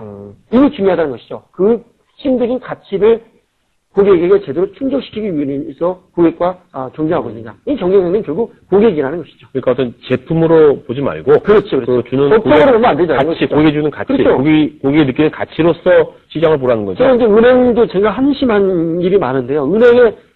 국민은행의 경쟁 상대는 우리 하나신항이 아닙니다. 그럼 누굴까요? 자금을 투자할 고민하고 있는 모든 국민이 다 경쟁 상대. 보험사로 가는 고객도 경쟁 상대고. 네. 그렇죠? 증권사로 가는 고객도 경쟁. 그리고 부동산에 투자하는 고객도 경쟁 상대라는 것이죠. 네. 그러니까 어떻게 하면은 그 돈이 우리 은행으로 와서 우리 은행에 돈을 벌어주는 수단으로 활용되어야 할 것이냐. 이것을 고민하는 게 이제 새로운 경쟁자를 바라보는 새로운 패러다임이라는 것이죠. 그래서 네. 우리의 패러다임을 완전히 바꿔라는 그런 이야기입니다. 알겠습니다. 자, 그러면 이제 10월 15일서부터인가요? 14일부터? 네, 10월 14일부터는 이제 세계 주식 포럼에 대해서 여러분 이제부터 질문 받도록 하겠습니다. 질문을 받도록 하겠고요. 주식 포럼 잠깐만 좀 소개 좀 시켜주시죠. 질문들을 김성희님, 한국님 지금 질문하셨는데요. 네, 질문 좀 해서 받도록 하겠습니다. 이번에 그 주제는 뭔가요? 중요한 주제. 저희 올해 매일경제에서는 네.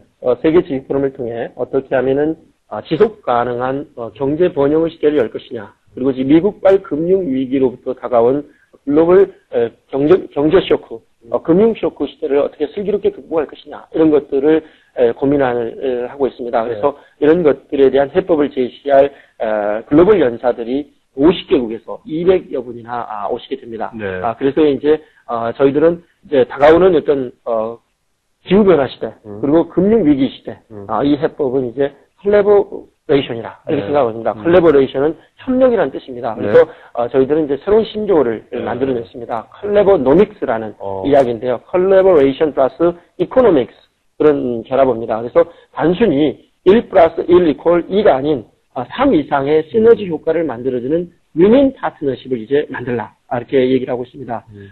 이제 쉽게 이제 예를 들면, 삼성전자에서 이 IT 테크놀로지로는 이제 더 이상 경쟁할 수 있는 길이 없었습니다. 네. 그래서 이제 그들이 찾아낸 새로운 부가가치는 이제 디자인이었습니다. 그래서 IT 테크놀로지의 디자인이라는 기술을 접목을 한 것이죠. 그래서 앙드레김의 도움을 받아서 앙드레김 냉장고를 만들고 앙드레김 에어컨을 만들고 심지어는 세계 1위 디자이너인 아르마니와 함께 아르마니 TV를 만들었습니다. 그래서 프라다 LG에서도 프라다 폰을 만든 이런 것들이 뭐냐?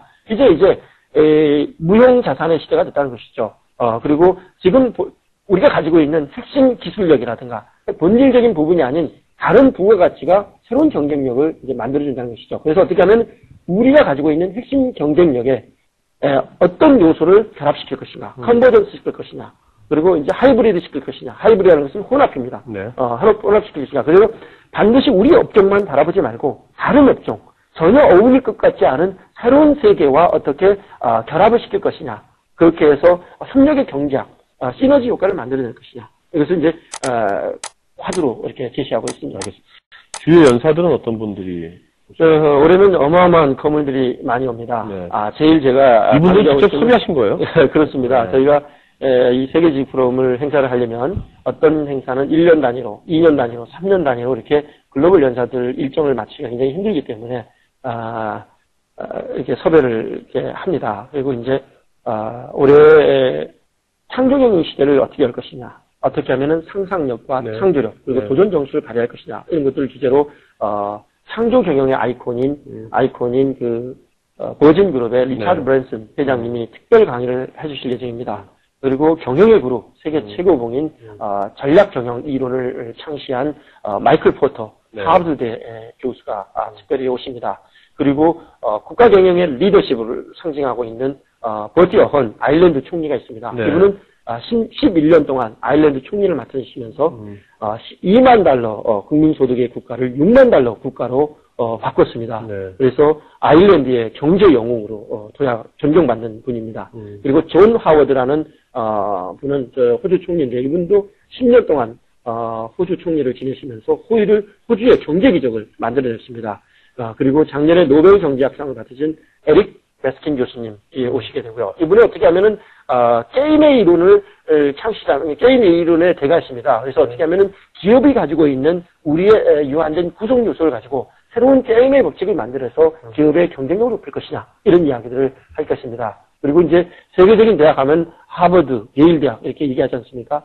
예일 대학을 93년서부터 이끄는 상하탑 혁신의 어떤 상징적인 인물이십니다. 리처드 브랜슨 예일대 총장께서 직접 오시고요. 네. 그리고 핀란드에서 36세에 총리를 지내신 핀란드의 케네디라는 그런 분이 계십니다. 네. 에스크 아우라는 총리 이분이 오십니다.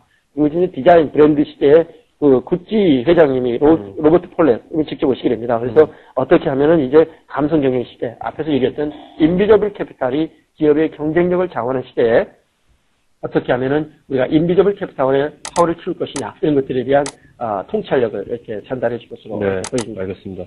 자, 여기 이제 쭉 보시는데 이게 듣고 싶어도 시간도 안 될 분도 있고 또 듣고 싶어도 시간이 있는데 돈이 안 되는 분도 있고 그래서 저희 매일경제에서 그래서 세공원 프로젝트를 만들었습니다. 공짜로 글로벌 리더들의 특강을 들을 수 있는 기회가 있습니다. 저희 지방 시청자분들은 공짜를 좋아하십니다. 공짜 굉장히 좋아하시는데 공짜 매일경제에서는 이제 구독자를 우대한다고 합니다. 그런데 우대를 한다고 그랬지 네. 구독자 아니어도 못 듣는다는 소리는 아니니까요. 네네. 저희가 이렇게 이런 글로벌 리더들의 특강을 들을 수 있는 기회를 저희가 10월 14일, 15일 이렇게 15일 날입니다. 15일 네. 청소년 문화 수련관에서 지시를 하고 있습니다.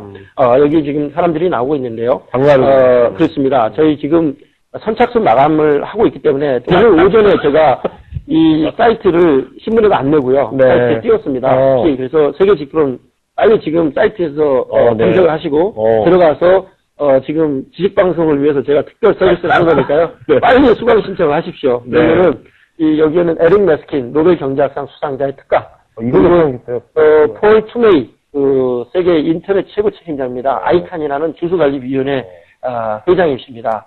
그리고 케빈 켈러 이분은 브랜드 매니지먼트의 석학이십니다. 네. 그래서 브랜드 전략을 정립한 그런 뇌가 있습니다. 그리고 요니스 카페스는 앞에서 아까 얘기했던 그 마이크로 파이낸서 같은 크리에이티브 캐피탈리즘 시대를 선도하고 있는 네. 차세대의 지도자이십니다. 그리고 이제 렌단 무슬리라는 분이 계신데요. 인텔 재단에서 HR 업무 네. 총괄하고 있는 그분이고요. 그래서 우리 컴퓨터 인텔이라고 적혀 있죠. 그분의 이 분이 전 세계 글로벌 인재들을 교육을 맡고 있습니다. 그리고 판 콩카이라는 분이 계신데 이분은 현대 미술의 거장이시고요. 그리고 베이징 중앙미술대학 학장님이십니다. 그래서 중국 미술의 세계가 어떻게 바뀌어질 것인지 이런 것들에 대한 이야기들을 할 것입니다. 그래서 좀 더 관심을 가지시면 저희 매일경제가 사회공익 프로젝트 이거는 근데 이분들도 영어로 하실 텐데 여기 가면은 도시 통역 제공합니다. 그래서 저희가 대한민국 국민의 수준을 잘 알기 때문에 걱정하지 마시고 네. 강의를 들으실 수 있고요. 네. 또 이제 저희가 이제 웹에 관심 있는 분들을 위해서 10월 14일 네. 아시아 웹 비즈니스를 하는 20명의 웹 비즈니스 창업자들이 오십니다. 네. 아시아뿐만 아니라 실리콘밸리, 네. 유럽 이런 곳에서 또 오셔서 웹 비즈니스의 실무 그리고 웹 비즈니스의 미래에 대해서 8시간 동안 의견을 교환하는 시간을 갖습니다. 네. 저희 수강료가 비싸서 저희 매일경제에서 20만 원을 특별 지원합니다. 그래서 전체 40만 원인데 저희가 20만 원에 여러분들이 들을 수 이거죠. 오픈앱 아시아 컨퍼런스 그래서 14일 날 들을 수 있기 때문에 아마 굉장히 여러분들이 웹을 잘 아시는 분들이 면 쉽게 알 수 있는 요거만 따로 들을 수 있어요? 그렇습니다. 요거 따로 얼마? 요거만 20만 원입니다. 원래 40만 원인데 저희 매일경제에서 이분들을 특별히 초청을 하는 비용을 일부 대서 이거 괜찮네요. 네, 괜찮습니다. 하루 종일 하는 건가요, 이거는? 네, 그렇습니다. 하루 종일 하고 식사도 제공하니까 알겠습니다. 열심히 그 웹에 대해서 그럼 이제 질문 좀 받도록 하겠습니다. 그러십시오. 네, 여러분들 오늘 죄송한데 오늘 좀 그 시간이 좀 워낙 팀장님께서 열정이 많으셔가지고 지금 사실 오늘 그 방송 연장해야 되는 거 아니에요? 네. 영장은 이따가 이제 질문 받고 그 다음 또 질문들 답변하시면서 받고 가시거든요. 네. 오늘 질문 잘하신 분들은 팀장님께서 그 자리에 책을 좀 드리겠습니다. 제가 가지고 있는 책밖에 없기 때문에 이렇게 드려야 되겠네요. 네네네. 자, 김성윤님부터 주세요. 자, 질문이 그 힘의 이동을 보면 영재님 여러 요소들이 있는데 여러 요소들 중에 저는 가장 중요한 요소는 식량의 자급자정에 대한 이동이 있다고 봅니다. 그 식량에 대해서 어떻게 생각하시나요? 식량에 대한. 시작해서 어떻게 생각해요? 식량.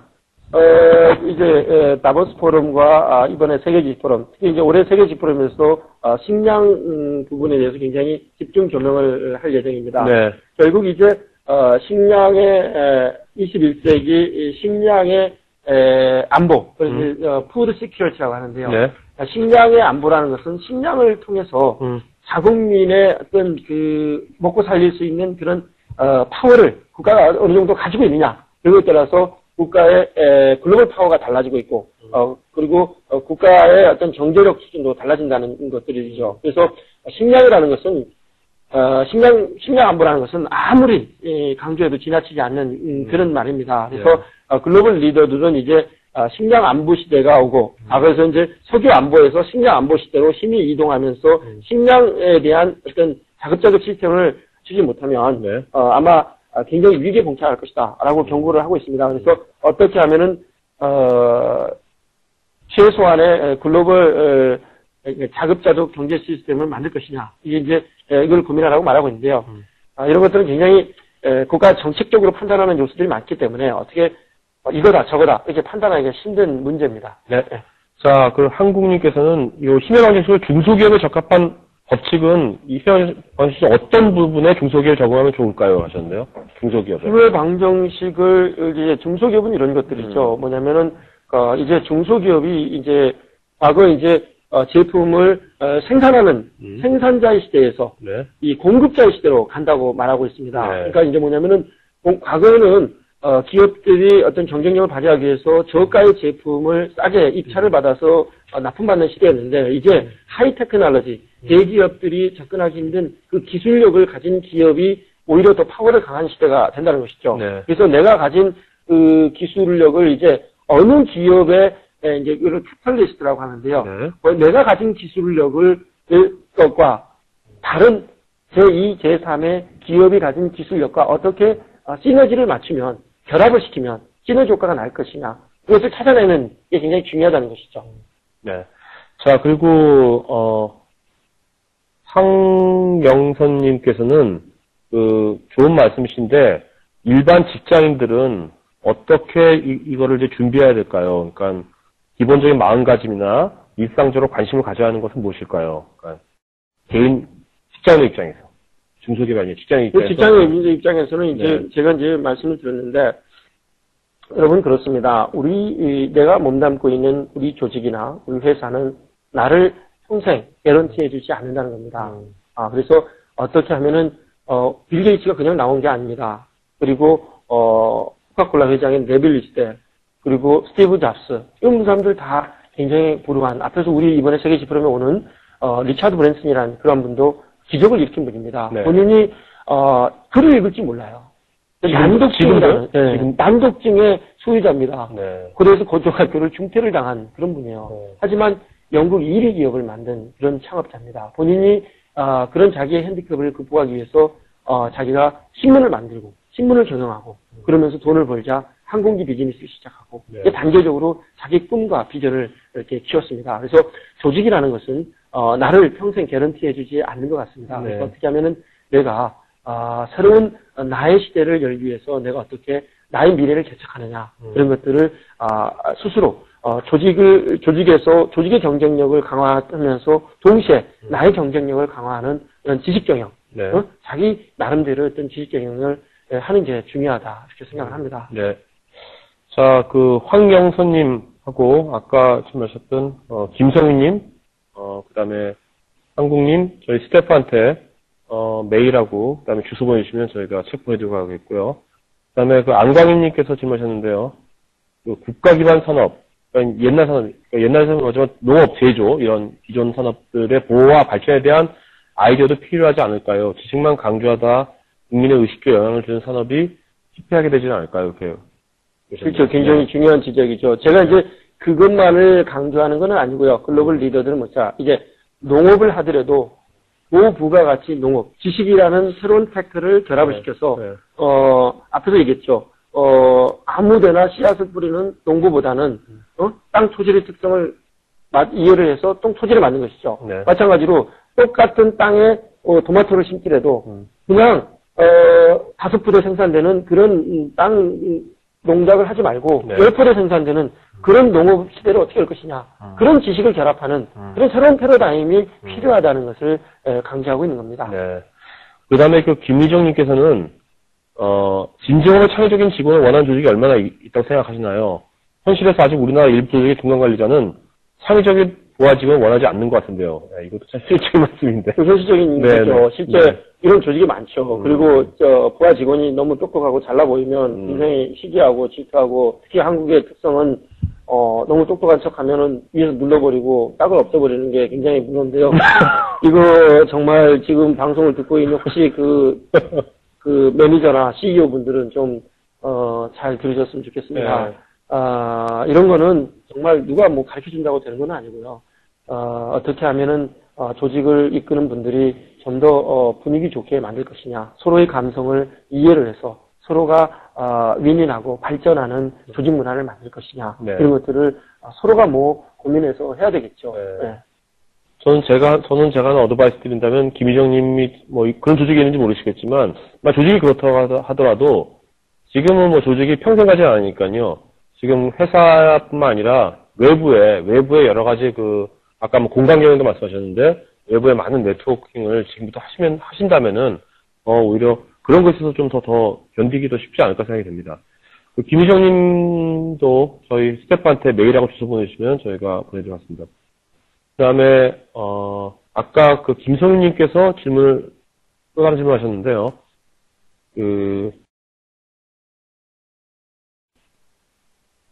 그동안 이제 고객 중심 경영을 한다면서 CRM 등등을 도입하였는데, 아직도 고객 중심 경영이 어렵습니다. 이분 이제 중소기업인 것 같은데요. 이는 기존 고객과 비고객의 사이를 어떤 식으로 대응을 할 것인지, 우리에게 가장 소중한 대상이 어떤 것인가 하는 문제가 발생이 되었습니다. 소비자 입장과 기업 입장에서 가장 바람직한 고객 중심 경영이란 어떤 것일까요? 중소기업에 하나여 조언 부탁드립니다. 그러니까 이제 중소기업 하면은 상당히 힘듭니다. 시장에서 경쟁하기. 일단 우리가 이제 중소기업을 봤을 때 중소기업이 어려운 이유는 저희 매일경제에서는 이렇게 분석을 합니다. 지식 격차 때문이다. 이렇게 말합니다. 우리가 가진 이제 똑같이 누구든지 중소기업 정도 되면은 이제 핸드폰을 만들 수 있다고 봅니다. 아니면은 노트북을 만들 수 있다고 봅시다. 그러면 중소기업이 삼보의 제품하고 삼성의 제품 사이에 뭔가 가격 차이도 있고 성능 차이도 있습니다. 똑같이 투자가 똑같이 되더라도 받는 가격의 차이가 있죠. 그게 뭐냐면은 그 제품을 구현해내는 방법 지식의 차이입니다. 방법지죠. 실제 마케팅하는 지식의 차이죠. 그리고 세일링하는 차이고 디자인에서 제품 나만내는 그런 차이죠. 제품을 실제 구성하고 있는 구성 원리, 그런 제품을 어떻게 만들어내는 데까지는 똑같은데 실제 이제 그것을 고객이 전달하고 소비자에게 전달하고 그런 것도 다른 것이죠. 베인앤컴퍼니에서 조사를 해봤는데요. 나는 고객을 100% 만족시키고 있다고 기업들은 생각하는데, 실제 고객은 고객이 내 니즈를 만족시키고 있다는 설문을 해보니까 8%만 그렇게 생각한다고 답변했어요. 그게 뭐냐면 딜리버리 계획이랍니다. 그냥 내 생각에, 기업 생각에 이렇게 하면 고객이 막연히 만족하지 않을까 이렇게 생각하는 것이죠. 그래서 이제 베인앤컴퍼니에서는 세계적인 컨설팅 회사인데요. NPS라는 개념을 얘기합니다. Net Promoting Score. 그렇죠? 내가 우리 제품을 써보고, 그렇죠? 제품을 써보고 어떤 사람들은 험담하는 사람이 있겠죠. 그렇죠? 험담하는 사람이 있고, 어떤 사람은 아무런 반응을 안 보이는 사람이 있고, 어떤 사람은 이 제품 좋으니까 한번 써봐라. 이렇게 권고하는 사람이 있잖아요. 그렇죠? 그래서 우리 제품에 대해서 이 권고하는 사람이 얼마나 많으냐에 따라서 우리 제품의 경쟁력이 달라진다는 것이죠. 그래서 우리 제품의 Net Promoting Score, 순수 추천자, 우리 제품의 순추천자들을 핵심적으로 관리하면서 이는 20%다. 전체 우리 제품을 고용하는 사람이 5%다. 그럼 10%를 확대하고 10%를 확대하고 20%를 확대하고 이런 식의 전략을 점차 확대를 나가는 방법이 이제 고객의 마음을 얻는 방법이다. 이렇게 얘기를 하고 있습니다. 참고가 되는지 모르겠습니다.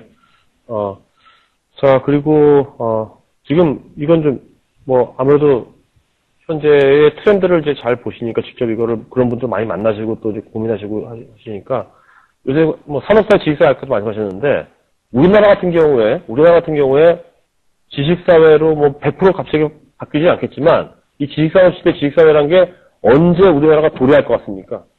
언제? 진짜요? 네, 이미 도래했죠. 도래했나요? 그게 이미 도래했죠. 아직까지 사회 주류들은 그렇지 않잖아요. 우리나라의 어떤 그 산업이라든지 이런 것들이 지식사회 구조로 바뀌지는 그러니까 지식사회, 이제 우리가 컨셉을 생각할 때 뭐냐면은, 지식사회라는 것은, 지식 베이스드 띵킹을 하는 겁니다. 그러니까 뭐냐면은, 막연하게, 우리도 이제 마찬가지잖아요. 어떻게 하면 짱구를 굴리는 생각을 먼저 하는 게 바로 지식사회입니다. 왜냐면은, 내가 가지고 있지 않은 다른 지식을 활용해서 이 업무를 좀 효율적으로 하는 방법이 없을까? 그거 생각하는 게 그것이 지식사회입니다. 그렇죠? 뭐냐면은, 어떤 패러다임 시프트죠. 패러다임 시프트죠. 패러다임 시프트가 이제, 지식이 하나의 어떤 중심에서 생각을 하고, 그리고 그걸 판단을 하고, 우리가 어떤 기업에서 의사결정을 할 때도 막연하게 그냥 의사결정을 내리는 게 아니라, 자, 근거가 뭔데? 그리고 어떤 데이터를 다 수집을 해서 그 데이터의 근거에서 과학적인 의사결정을 내리고 하는 그런 액티비티, 이런 것들이 이미 지식사회에 왔다는 것입니다. 그렇죠. 우리 이렇게 이제 이것도 새로운 시도죠. 과거 생각할 수 없었던 인터넷과 웹 시스템, 그리고 이런 것들을 활용해서 이렇게 지식 방송을 하는 것도 완전히 새로운 생각으로 새로운 시도를 하는 것이죠. 이런 것들이 이미 지식사회에서 우리가 이미 이것을 구현하는 것이죠. 그러니까 저는 이제 그건 구현되고 있는데, 네. 지금 이제 요새 보면 우리도 뭐 우리나라도 이제 소셜 네트워크, SNS라든지 이런 것도 많이 이런 새로운 이제 시도를 하고 하는 것 사람들의 그룹이 사회의 어떤 그 주류라고 할까요? 아직 메인스트림, 사회 주류, 어떤 그 파워를 갖게 되는 시점이 언제쯤부터 그런 것이 이제 되리라고 보십니까? 이미 저는 파워를, 예, 그럼요. 이미 그래요? 대한민국 같은 경우는요, 네. 특히 이제, 다보스 포럼에서 중요한 것은 파워의 중심이 과거, 지식정보사회는 그룹이 가지고 있습니다. 왜냐하면 네. 그룹이 이제 기업이라, 아니면 단체, 이런 곳은 정보를 독점을 했습니다. 독점을 했기 때문에 그날 사장님이 와가지고 한마디 하면요, 굉장히 유식해 보여요. 네. 굉장히 존경받는 대상이죠. 지금 같은 경우는 직원들이 이미 다 알고 있어요. 네. 예? 왜냐? 그렇죠? 내가 필요한 정보, 그리고 연애 정보, 아니면은 젊은이들이 관심 있는 그 정보는 사람보다 더 많이 알아요. 그렇죠? 오히려 배워야 됩니다. 그러니까 지식이, 그렇게 보니까 어떤 시대냐면은 개인이 하나의 미디어예요. 이런 시대는 힘의 파워가 굉장히 강합니다. 그래서 여러분, 김포 외고의 입시 비리 사건을 폭로시킨 게 중3 요고생이에요. 네. 그렇죠? 개인이, 방송에 그 입시 비리 사건을 터뜨리고 입시 문제를 이렇게 시정하게 하는 동기를 부여한 게 아니라 개인 한 명입니다. 자기가 그날 늦잠을 잤어요. 그래서 네. 보니까 다른 친구들은 버스 타고 가면서 다 그 유출된 문제를 다 들었대. 네. 억울합니다. 네. 교육청 사이트 한마디 올린 거예요. 그 사회가 발칵 뒤집히고 본인이 그 미디어가 어마어마한 사회 변혁을 가져다 준 것이죠. 네. 이렇게 중요한 어떤 힘의 중심에 우리 개인들이 살고 있다. 그건 마찬가지죠. 지금 저희들이 이렇게 이 지식정보 사회는 불가능했던 것들이 가능하단 말이에요. 저는 말을 하지만 여러분들은 텍스트를 보내서 네. 저에게 메시지를 전달하고 정말 한 가지로 할 수 없었던 여러 가지 다차원적 그리고 다차원적 인간관계 이런 것들이 가능하다는 것이죠. 제가 저는 빌 게이츠하고도 통화가 되고요. 네. 콜린 파월하고도 통화가 돼요. 그리고 이번에 오는 마이크 포터하고도 커뮤니케이션을 50개 넘게 이메일을 주고받고 했고요. 이런 시대가 바로 지식시대. 과거에는 불가능했던 시대였죠. 내가 편지를 보내고 상대방 이건 안 되는 것이죠. 굉장히 초스피드 시대로 가는 것이죠. 이런 곳에서는 앞에 속도 경영을 어떻게 하느냐, 민첩하게 사회 변화의 트렌드를 얼마나 빨리 캐치업을 하느냐 이런 것들에 따라서 개인의 경쟁력도 달라지고 조직의 경쟁력도 달라지는 것이죠. 그래서 우리가 이미 이런 시대를 사회는 그렇게 와 있는데 문제는 개인이 그것을 빨리 알아차리고 내가 활용하느냐, 그리고 내 것으로 만드느냐 그런 것들이 좀 느리다는 지적이시겠죠. 네네. 네. 알겠습니다. 안광희님, 저 지금 방송 중에 바쁘신 분들은 지금 나가셔도 됩니다. 네. 안광희님께서는 최근 몇 년간 중국의 경제 발전에 대한 영향으로 원자재 시장의 급변이 있었는데요. 인도나 중국과 같은 경제 발전에 대비한 대한민국의 대책에 대한 논의도 필요할 것 같습니다. 우리나라는 어떻게 그러니까 중국 아까 발전하는데 우리나라는 어떻게 되는 걸까요? 그 진짜 문제가 심각하죠. 네. 문제가 심각해서 기회는 아닌가요? 이게 저희들은 기회를 봅니다. 네. 왜냐하면은 이제 여러분들 굉장히 희한한 현상이 나타납니다. 대한민국과 아시아, 중국 지도 이외 네. 미국 지도를 딱 갖다 엎으면 어떤 현상이 나타나는지 압니까? 대한민국 땅이 미국의 뉴욕에 딱 들어옵니다. 미국 맨하탄 땅에 들어와요. 이건 뭐냐면은 미국의 번영은 그 경제의 수도가 어디죠? 뉴욕이죠. 그렇죠. 네. 뉴욕이 그 서쪽에 있는 수많은 시장을 활용해서 어마어마한 부를 창출을 했죠. 그렇죠. 대한민국도 이제 중국의 관문 역할을 할 수 있는 지리적 위치에 있다는 것이죠. 그래서 우리가 어떻게 중국 시장을 바라보고 활용하느냐 이런 것에 따라서는 한국의 미래가 달라진다는 것이죠. 그래서 네. 우리가 중국을 좀 더 자세히 알아야 될 것 같고요. 여기서 얘기한 것처럼 인도도 이제 어마어마한 속도로 지금 급부상하고 조만간에 보면 이런 속도라면은 중국 인도가 더 많아질 겁니다. 네. 예, 중국 인도가 많아지고 중국 국가만 해도 지금 벌써 중국이 13억, 인도가 11억, 24억이지 않습니까? 24억. 그리고 어마어마한 세기죠. 전 세계 인구의 65억의 거의 3분의 1 이상이 되니까 그래서 어떻게 하면은 이렇게 도래하는 새롭게 이제 패러다임이 자꾸 바뀝니다. 네. 그렇지 않습니까? 기업의 4,500대에 있는 기업의 20년간 생존율이 10개밖에 안 되니까 네. 얼마나 세상의 부침이 심각합니까? 그리고 글로벌 파워도 마찬가지죠. 영국에서 미국으로 다시 아시아로 계속 파워가 서큘레이션이 일어나기 때문에 그리고 개인도 마찬가지죠. 개인도 한국도 5년 뒤 기업의 미래가 어떻게 될지 아무도 모르는 거예요. 네. 개인의 미래도 모르는 것이죠. 어떻게 내 것으로 만드느냐. 그게 이제 경쟁력을 만들어내는 것이겠죠. 자, 뭐 여기까지 이야기했는데 안광희님께서요 지금 그 코멘트 하셨습니다. 오늘 정말 재미있고 느낌이 팍팍 오는 강의였습니다. 다음번에 다시 모시어 다른 주제로 듣고 싶습니다. 한국 경제 실패담에 대하여 예를 들면. 그래서 이제 왜냐면 한국이 이제 새로운 기회를 찾아야 되는데요. 정부에서 이제 생각한 것들이 이제 FTA입니다. 여러분들이 FTA를 정확하게 이해를 하셔야 됩니다. FTA라는 것은 딱지기입니다. 네. 뭐냐면은 한국이 인도와 칠레와 제일 먼저 한 칠레 FTA를 체결했습니다. 그렇죠. 네. 이 한국이 칠레와 FTA를 체결했을 이유는 뭐냐면은 오버래핑되는 중복되는 비즈니스가 없는 건 가장 없는 겁니다. 그래서 뭐냐면은 한국이 잘할 수 있는 것은 한국이 잘하고 공업 잘하는 것이죠. 그리고 칠레가 잘할 수 있는 농업, 와인 우리가 이거 잘하니까요. 그걸 싸게 우리는 들어오고 대한민국은 칠레가 안 가지고 있는 공업 제품을 그 시장에 팔아서 어떻게 하면은 컴플리멘트 보완할 것이냐 이런 것들을 고민하는 거예요. 그래서 지금 중국이 엄청난 속도로 추격하고 있는데 왜 우리가 중국에 주목을 해야 되냐면은 중국이 대한민국이 걸었던 길을 똑같이 걷고 있습니다. 네. 걸었던 길을 똑같이 걷는 건 뭐냐면은 한국이 가진 산업군의 포트폴리오 패러다임을 그대로 따라오고 있어요. 그래서 중국이 빨리 따라올수록 한국의 기업들은 빨리 망하게 돼 있어요. 그래서 이제 우리는 뭘 해야 되냐면은 미국과 이제 FTA를 하려는 이유가 미국과 딱지기를 하는 거죠. 네. 한국의 경쟁력을 더 강화시킬 수 있고 이익을 볼 수 있는 부분을 더 미국 시장에서 찾아내고 그리고 한국의 이제 경쟁력이 약한 부분은 우리가 그쪽에서 가져다가 우리가 좀 더 국민들이 이익을 보고 이런 구조를 해야 되는데 문제는 정부에 있습니다. 정부가 FTA가 뭔지 그리고 왜 소고기 수입이 중요한 이슈가 돼야 되는지 이런 것들에 대한 충분한 설명과 이게 소통 경영을 안 한 겁니다. 국민들한테 우리가 이런 거 체결했으니 니네가 알아서 해라. 이건 말이 안 되는 것이죠. 네. 어떻게 하면은 국민을 설득하고 이해를 하고 그리고 국민의 생각을 FTA라는 아니면은 그 소고기 협상이라는 그 협상에 잘 반영을 해서 국민의 이익을 좀 더 우선시하고 국익을 대변하는 데 좀 더 초점을 맞추는 듯한 어떤 이미지를 좀 더 주고 또 실제 그렇게 했더라면 하는 아쉬움이 좀 지금 와서 있는 거죠. 네. 알겠습니다. 네.